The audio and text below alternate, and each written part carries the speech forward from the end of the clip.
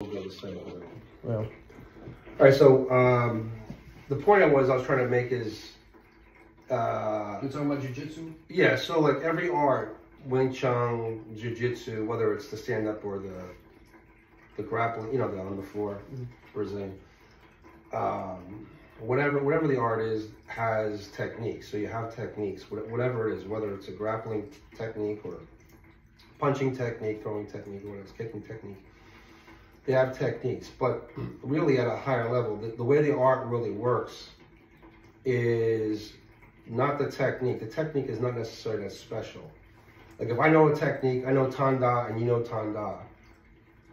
It's like we know the same thing. What's going to determine the factor isn't even speed necessarily. If we're still working on a technical level, like if you punch, I do Tanda. You know, maybe you can counter that very easily, right? And then you do Tanda or you do Lop style, right? So on a higher level, the way the martial arts are more effective isn't on a technique versus technique. Like I use a technique on your technique, and you counter it with another technique. Is really having control over the entire body. So if you punch, like in Tanda, I can spin your body.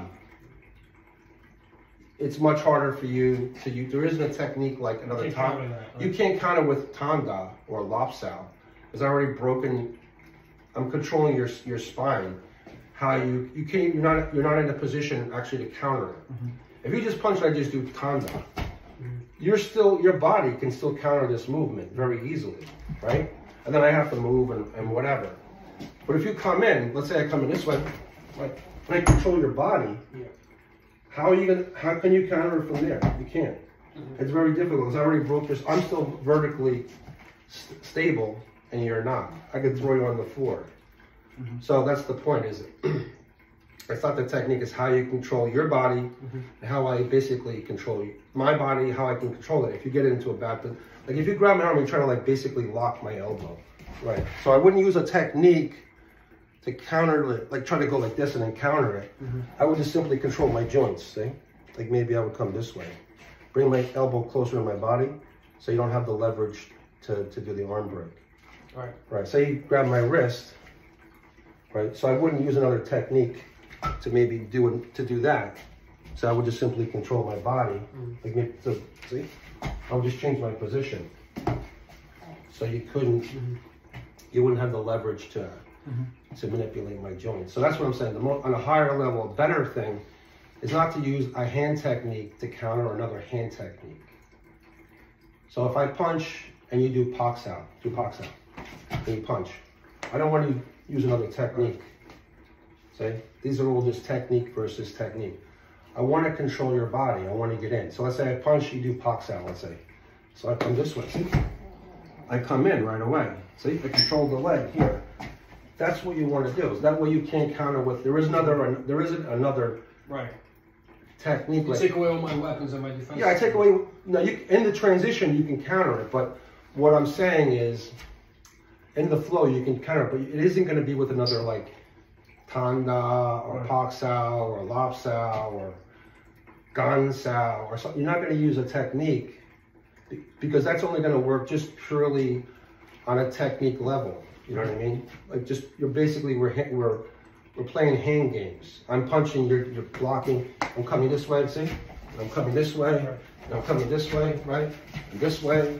So these are we're just playing like basically patty cake.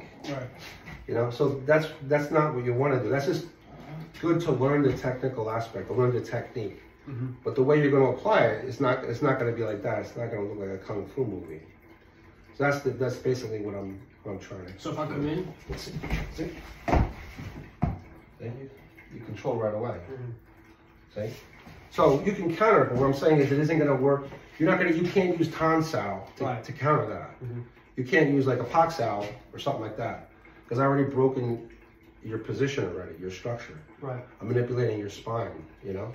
I may not even allow you to come back to center line. See, say come this way, see? So I come in, this arm is not going to come back to center line already, see? I can come here, lock, and throw you on the floor.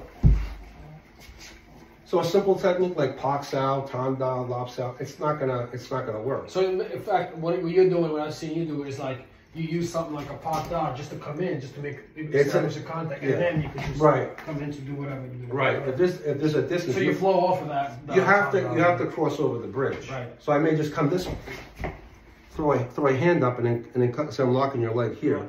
You can't see it, but just to get into position. That's all. And question. So how would that affect that against like a really big person, a big strong dude, right? Right. Like say somebody's physically superior to me.